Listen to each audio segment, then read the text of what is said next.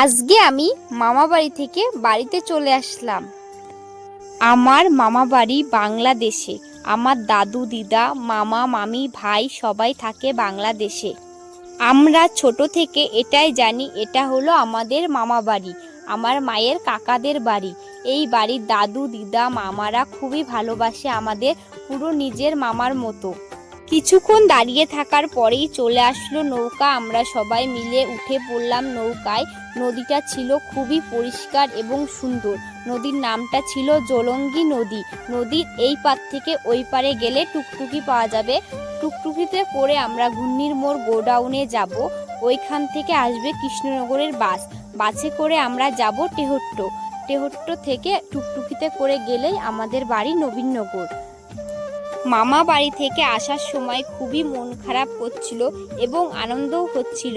5-6 দিন হয়েছে আমরা বাড়ি থেকে বেরিয়েছি।